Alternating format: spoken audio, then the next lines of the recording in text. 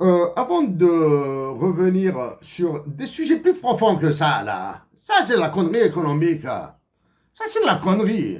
Ce que nous disons là relève de la connerie économique. Mais c'est une connerie économique. C'est à travers la connerie économique que nous voyons réellement l'asservissement de l'Algérie. C'est-à-dire la transformation en déchets, en ordures de notre patrie. C'est un élément qui nous permet du moins, de montrer concrètement. Les explications sont beaucoup plus profondes que ça et beaucoup plus complexes et nous allons les aborder quand celui qui est en train de faire ses besoins en Algérie aura terminé de les faire. La santé des Algériens, la santé de nos compatriotes algériens en Algérie, il devient de plus en plus, il est dramatique, il devient de plus en plus insupportable par la douleur que nous infligent les enfants malades.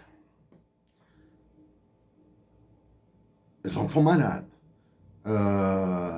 les vieux malades, des jeunes brisés,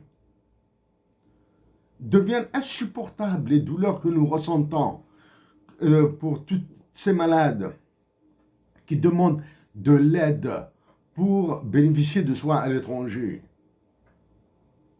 C'est insupportable. Dans un cadre plus universitaire, peut-être que nous irons sur des aspects très méchants de ça. Hein? Ah oui, nous sommes des humains, nous avons mal. Quand nous voyons un enfant qui a mal et qui ne peut pas se soigner parce que dans ces balances commerciales, dans l'excédent commercial, là, on ne vous a pas dit que les médicaments pour tout le monde ont été réduits. Mais par contre, ils ont augmenté l'importation des balles. Ils ont augmenté l'importation des équipements militaires, etc., etc. Voilà. Maintenant, la santé. En 2018, la Tunisie a vécu ce qu'elle a vécu comme déstabilisation, etc., etc. Mais derrière la déstabilisation de la Tunisie, il y a du cash. Hein. Il faut payer. Hein. Ils ont payé. La santé. Ils ont voulu passer à la tarification alerte. Nous l'avons traité en 2018. Il y a un mois, à peu près 3 semaines à un mois de cela, au Maroc. Nous vous invitons à écouter les déclarations du ministre marocain de la Santé et de ses conseillers. Hein. Il faut écouter tout. Parce que c'est l'un de ses conseillers ou bien c'est un journaliste là qui a utilisé le bon mot. Au Maroc, ils ont voté, ils ont fait passer une loi cadre sur la santé. Disons bien, hein, une loi cadre sur la santé. Donc en Algérie, ça sera une loi cadre. Bon, peut-être qu'ils éviteront d'utiliser le mot, l'expression loi cadre, mais ils vont utiliser, qu'ils vont utiliser à la place la loi organique. Peut-être, hein. Mais ce sera une loi cadre. Comme toutes les lois d'ailleurs. Toutes les lois en Algérie, c'est de l'investissement, loi des finances, etc. Même s'il est dit quelque part là, loi organique, réellement c'est une loi cadre. Dans la pratique, dans les faits. Donc au Maroc, ils ont voté une loi cadre. Au Maroc, il y a un mouvement de protestation sociale, de revendication politique qui est contenu là. Hein. Il est contenu, mais il n'y a pas de répression. Mais il est contrôlé de bout en bout. C'est comme le cas en Algérie. On commençait à parler de la majorité, de la destitution du roi, etc. Tout ça, tout ça. Mais la loi cadre, là, la loi cadre sur la santé. Écoutez les intervenants sur ce qui explique la loi cadre sur la santé au Maroc. Vous allez voir ce qui attend le Maroc et qui va s'appliquer à l'Algérie, comme il s'est appliqué en Tunisie. En Tunisie, ils ont freiné. Nous savons qu'ils ont freiné.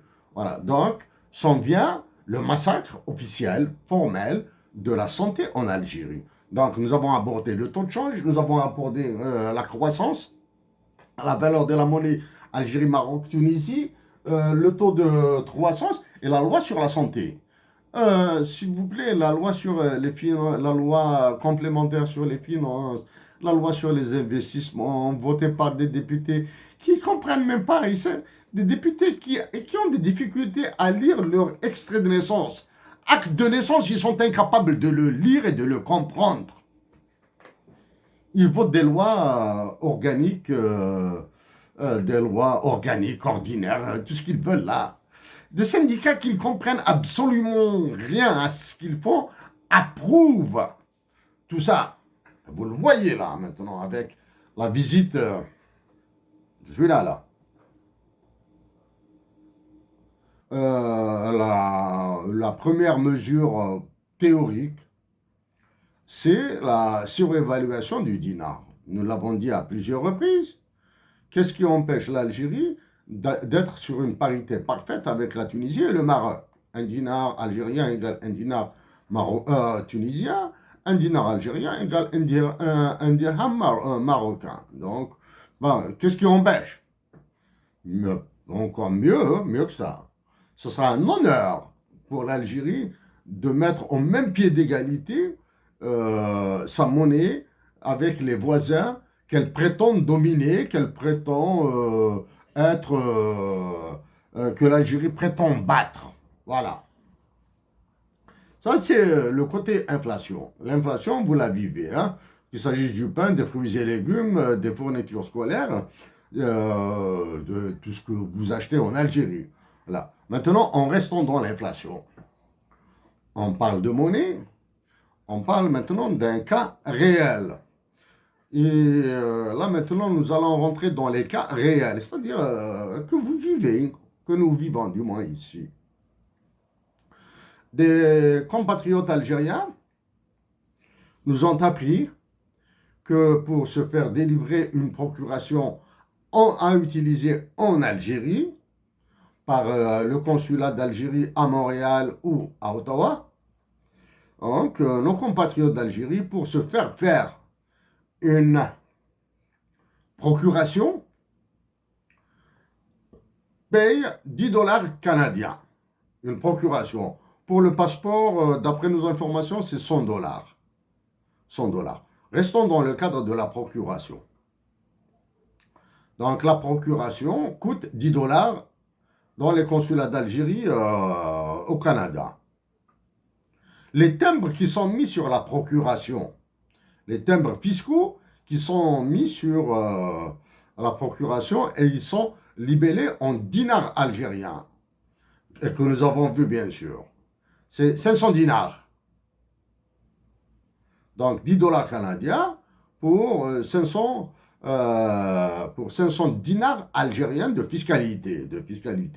Donc le calcul est très simple à faire. Donc 1 dollar canadien vaut 50 dinars algériens. Très simple.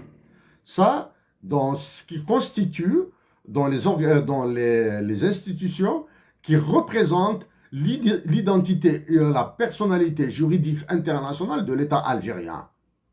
C'est-à-dire, c'est au niveau des consulats et des ambassades. Donc, 1 dollar canadien coûte 50 dinars algériens. Donc, cet élément, cet exemple concret, réel, montre que c'est une continuation de ce que nous avions dit auparavant, de ce que vous pensez tous. Cette valeur, 1 dollar canadien pour 50 dinars algériens, est la preuve que l'État algérien se déteste lui-même, s'insulte lui-même, s'avélit par lui-même. C'est l'État algérien. C'est l'État algérien qui s'insulte, qui s'avélit par lui-même, qui se clochardise par lui-même, du moins qui a clochardisé l'État algérien. Nous faisons la différence entre l'État et la patrie. Hein. Donc ça, c'est un élément centrale.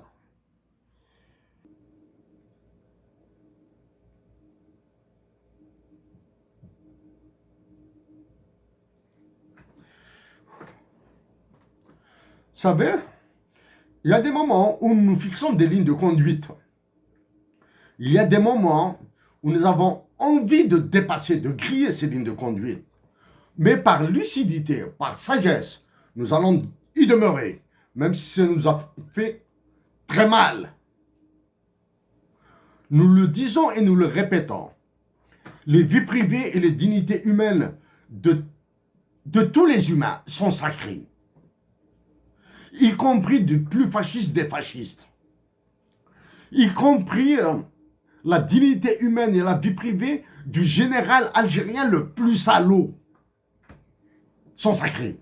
Donc nous allons rester sur cette ligne de conduite.